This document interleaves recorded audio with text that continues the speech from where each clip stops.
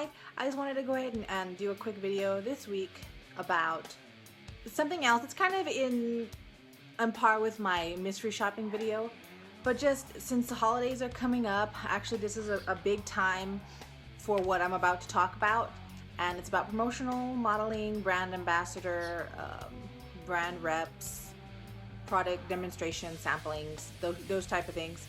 That's also something that I do when I can in my market, because a lot of big ones don't really come through here all that much. But when they do, it's usually in the summertime and towards fall. And since we're already hitting towards fall, I'd like to go ahead and talk about something like that, you know, maybe in case you need extra money for, I mean, obviously Christmas is going to be coming soon, the holidays, family, vacations. So, you know, you might need some extra cash. So that's what I wanted to talk about. So that's what I do. In fact, I'm booked this weekend for some work. I'm doing an outdoor event for a promotional company, and the hours are really long. But usually with these things, the pay is really good. Well, I mean, if you're a teacher, you're probably making more than what I'm getting paid or whatever. But you know, if you're have a normal, slightly above minimum wage job and things like that, you know, it does pay significantly more. Can't even talk. So how do you get started? What is that anyways, right? So let's talk about how I got started in it. I used to be on modeling when I was really young and skinny. I used to be on this modeling portfolio website thing called the OMP, and I was approached by I guess whoever was doing the recruiting for that company. They emailed me through my OMP profile that they were going to be in the area and they needed talent for a PSP event. If you don't remember what that was, back in the day, it was a PlayStation Portable, like a Game Boy. I don't know if they still make these things. I don't. But anyways, it was for the Warped Tour. And I had been modeling for like maybe 1 or 2 years at that point. So I had never heard of it, and I was kind of weary. I didn't want to be scammed. I wasn't sure, because I had, you know, weirdos contact me through my profile, you know, and I wasn't stupid. So I was real weary about it. But I took a chance. It sounded legitimate, and I took a chance on them, and I did. I ended up working at the Warped Tour for this promotion, and then after our hours were done for the day, then we could just stay in the park and watch the concerts and stuff. So that was my first taste of doing brand ambassador work. And then once I started working for them, I was put in their system. So every time they would have work in my area, they would call me or email me that there was work available. Now, if you plan to do this, I know some people that do this as a full-time job practically, although you are not considered an employee when you work for these companies. You're considered a contractor. So normally they won't be taking out taxes from your checks. They make you sign like an I-9 or a W-2, but most of the time I get a 1099 at the end of the year from all the different promotional companies that I have worked for, because they normally don't take taxes out of my check. It's all paid up, and then at the end of the year, then I have to pay my taxes like that. Or you could do it pay as you go, but I just do everything when income tax season comes along. But anyways, so yes, you're not really an employee, but I do know some people that do this work as full-time job, and they make good money doing it. I've been doing this now for about 8 years. I consider myself already qualified to run tours. I've already managed a couple things, but just personal issues, I can't, because it requires you to be on the road for months at a time. So I can't do that. But back to my point. So yeah, there's a lot of people that can do this full time. Now in my market, it's not so constant where I could be working all the time. In other places like East Texas, the West Coast, the East Coast, there's tons of promo work all the time. If I moved there, I could probably be doing this type of work full time, and I'd be making a living doing it. But here, where I live, I can't really do that. So what you want to do is look up promotional companies. They advertise a lot on Craigslist. Usually if you'll go through gigs or marketing PR, that link in that portion of Craigslist, The keywords usually that you want to look out for is brand ambassador. We need talent for a promotion or event. We need event staff. Those are usually good keywords that you can pick up at, oh, this is a promotion.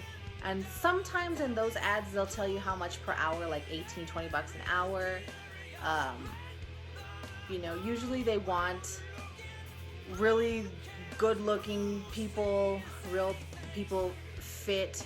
Sometimes to weed those out, they'll be like, we'll provide a shirt for females, but it's only a size small, so all of us large girls, we get left out. Which is why I probably don't get a lot of work anymore. But anyways, I'm going towards a personal issue. So what you do once you sign up, you can Google brand ambassador, event staff, event staffing, and you'll find different companies that'll pop up with those keywords. What you want to do is sign up. Usually they have like a portal or some kind of login that you can do for talent, and you can sign up so that way you'll be put in their system. So anytime there's work in your area, you'll automatically get an email or a phone call from this company that they're looking for work. Now the work can vary. Some of the things I've done is concert staff, and I don't mean like the people in the front with the barricades. Usually there's some kind of sponsor or brand outside of a concert.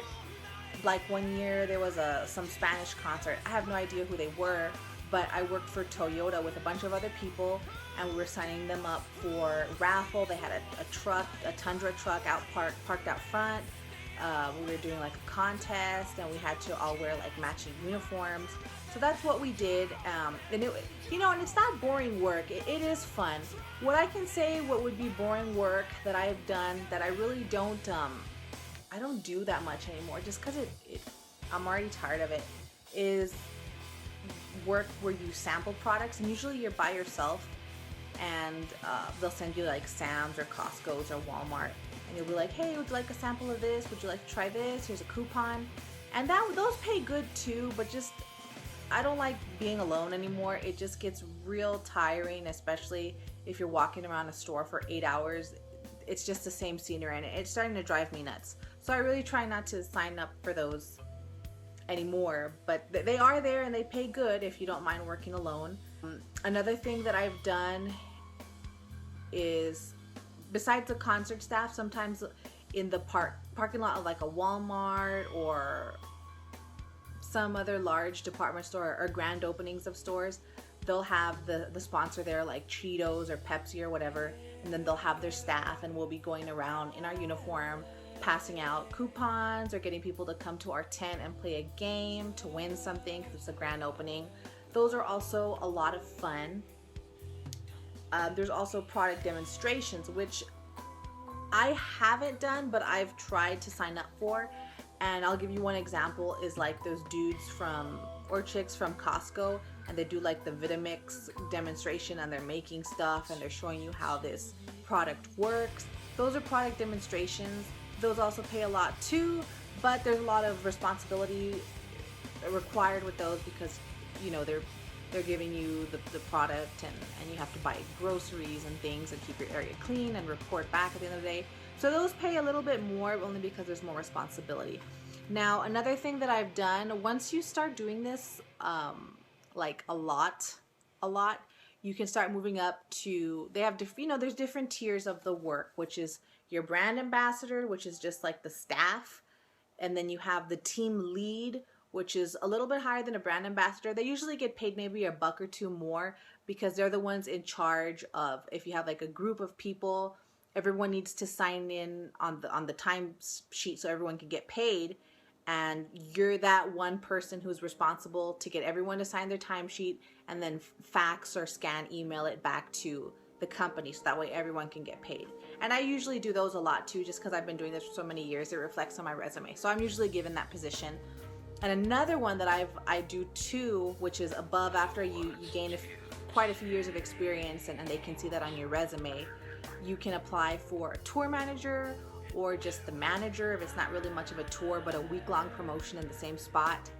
I did one for Comcast, and it is a lot of responsibility, but they pay really well for all your troubles. I had to rent a van, rent storage, hire the staff, do the paperwork. I was in charge of the event. If things were running low, like water or supplies or paper or whatever, I'd have to go drive off, and come back.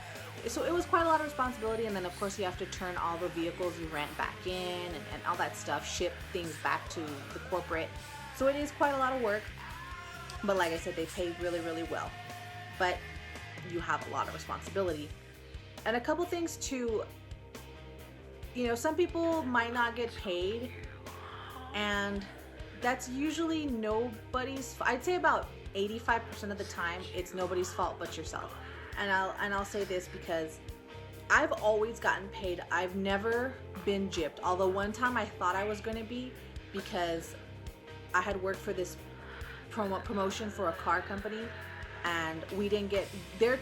And this is how I'm usually on top of things. Every time you work for a company, ask them what their payroll schedule is like. And it's the same thing when I was talking about mystery shopping in that video. Know the payroll schedule. Know when you're going to get paid. Are you going to get paid every 2 weeks, every month, every week, the next 2 days? Like, you need to be on top of it so that way you know when your money's coming in and you don't forget. Never delete, and this is what I personally do, I never delete any emails until I get paid from that company. Because if I don't get paid for something, I need to go back and review all the emails that I've been having with this company before I started working, so I know my hours and who I spoke to, and they said this and this and this and this, and I can tell them, well, I already faxed my paperwork to so-and-so. So you need to have all your stuff accountable for. But yeah, the one time they almost didn't pay me for 3 months, and I mean, all of the staff, we were mad, because some of the people I knew, and we would ask each other, hey, have you gotten paid? Yes, no, yes, no. So it was a mess. I will never work for them again, just because that almost scared me, because that was like a whole day that I was gone working, and to almost not get paid, it freaked me out a little bit. But back to what I was saying about the 85% of the time. Usually when they hire you, or if you're referred by a friend, like I've had friends where I'm like, hey dude, you want to work? They're like, yeah, call this person, which is a president of the company or whatever, so that way they can get you in. You need to respond to these people, to these companies, as soon as you can, because if you don't respond to them and you've already made an inquiry that you might be interested in working, if you don't respond to them right away, they will get someone else who has been responding right away, and they will replace you. So you'll lose your chance on even working. Another thing is, if they require you to, before you even work, fax in your W-2, your social security card, your ID, all these things, so that way you can be in the system and you're up to date legally, tax-wise, and then they can cut you a check. If you're constantly changing phone numbers, if you're constantly moving, you need to be on top of that and change it in those login portals, or send the company a message and let them know so they can update their records. Because I've had it where I've had checks lost in the mail, and all I do is I email my point of contact, and I'm like, hey, blah, blah, blah. And I know now that usually I'll just call the company and just ask directly for the payroll department, and I'll speak with them and be like, hey, I haven't got my check. And they'll be like, oh, well, you know what, we didn't have this updated on file. I'm like, oh crap, so let me send that to you. And then I'll get my check another 2 weeks later, when I should have had it before. But sometimes I make mistakes, but you need to be on top of it, have all your paperwork in before. If you're like, oh my goodness, I don't have a fax machine or all of this, you need to be on your game, and you need to either go to like a Kinko or an Office Depot and pay to have all your stuff faxed, or you need to find a friend who has a computer and use their scanner and email them. If you wait a long time and they don't get your paperwork in by the time you start working, your money can be delayed. They might not have even, gotten it or whatever. And, it just sucks, because a lot of these promotions, it's long days and you're on your feet the whole time. And then to not get a paycheck by the end of that month, it sucks. So, and I've had that happen to my friends where I'm kind of like the boss, and they don't have a computer, and I'm trying to send payroll all their paperwork. And I guess just because I'm not the person that the paperwork matches to, there's confusion. So I've had people not get paid. And I really stress that you need to be on your game. They're not going to contact you that they have your paperwork. You need to have all your stuff in, and you need to ask them, is my stuff updated? So that way I know I'll get paid. So that's just the only thing that you really have to be on your game about when being a brand ambassador. But that's just, the payroll side of it. A lot of times there'll be, like I said, uniforms that you need to fit in. If you don't fit, and a lot of times they ask that you be physically fit. Well, I mean, I'm not that in shape, but I'm pretty strong to where I can be on my feet for 12 hours a day. And and I'm not really complaining much because I'm too busy going back and forth. I see a lot of girls, and I don't know if they're newbies or they just have no feeling in their feet, but there'll be a promotion where we're at a nightclub or something, and they come dressed up all nice, real pretty with their hair done in uniform, and they have been told wear tennis shoes or something comfortable. So yeah, they won't wear tennis shoes, and they'll come in and they're the first ones after about an hour into the shift, and let's say it's a 6-hour shift, and they're just complaining and they just sound like prima donnas, and all the rest of us that are working really, really hard are just like biting our tongue, because you don't want to cause a fight at work, and with promotional companies, I know they're at the mercy of the brands that hire them to do these events, and then they hire their staff. So I mean, if you're late, if you mess up, if you cause any problems, they're probably going to mark you in the system or have notes somewhere that don't ever hire this person again, which sucks, because if they're coming through your area a lot with work, they're never going to call you again. So I mean, with these chicks, it's just frustrating because you want to say something, especially if you're working so hard and they're just standing around or trying to sit down, talking to dudes, flirting. Like, it's so frustrating. So I mean, going back to the physical demands of the job, sometimes you'll be outside all day long. I mean, you'll be under a tent or covered, but you're in, let's say if you live somewhere hot, you'll be in the heat. It'll be really uncomfortable. You just have to dress appropriately for what you're doing. Whenever you get hired for these things, or if you're looking into applying for it, look at all the details and say, is it going to be outside? Am I dealing with kids? Am I dealing with, drunk dudes at night? Let's say if it's a nightclub. Just all kinds of things that you need to know about. Also, going to this topic of nightclubs, which I have done alcohol sampling before. Usually they'll require you to have a TABC license or some kind of license to serve alcohol. I've done those in liquor stores, and you need to be on your game and know how much to give people if you're in a nightclub passing out stuff.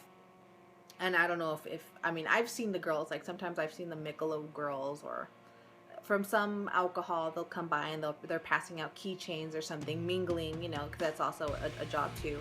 You just have to be able to know how to respectfully respond to people and deal with the situation. Because again, if your company hears that there was problems with you or an issue, there's a possibility they might not ever call you for work again. So you need to be able to be good with people and deal with certain situations. Especially, if you're sampling things, sometimes people won't be nice to you. They don't want to hear it. They think you're trying to sell them something, where you're just saying, when in reality you're just like, do you want this piece of chocolate? No? Okay, great. But some people take great offense to salesmen of any kind. So again, you have to be an adult and be mature about these types of situations. Again, you don't want to cause problems, because they probably won't call you back for work. Also, sometimes your coworkers suck. I don't know. Sometimes you'll have crappy coworkers, but I mean, that's expected with any job. You might not get along with the people, but as long as you are focused and you can do your work right, and the managers see that you're a hard worker, they'll put in a good word for you. And maybe next time work comes up in your area, the system will say, hey, this person is a good worker. I'm not really sure how they handle that, but I'm sure there's notations on everybody's file within these companies. But again, being a brand ambassador, it's really fun. If you can do it full time, great. You'll probably get more work if you're in shape or skinny or really beautiful, as well as a hard worker. I mean, you just can't slack off on these jobs, because they'll tell you right away, and they'll just tell you to go home. I've seen it. It's just, go home. You're not even working. Or even if they're called that they can cut staff because the promotion's slow that day, if you're one of the slackers, they're gonna let you go home first. So I mean, just work really hard. Again, you can Google these companies by typing in like event staffing, brand ambassador. and these companies should pop up, log into the system, and hopefully you'll get work, because it's actually really fun and easy if you do the event ones where there's groups of people, and it's just a great thing to do, and it's not boring, and it's different every single time. If you're one of those people that hate desk jobs because it's the same mundane work all the time, maybe being a brand ambassador will work for you, because it's just a different atmosphere. It's a different job each time. Same duties pretty much, but it's the same. It's a different task or company or whatever that you're working for. So I hope this was helpful, if any. If you've ever seen people at concerts or events with the branded shirts, that's what I do. That's what you can probably do too, to make some extra cash, and hopefully you'll get hired and make some extra money, because this economy sucks. So thank you very much. Have a good day. All right, thanks.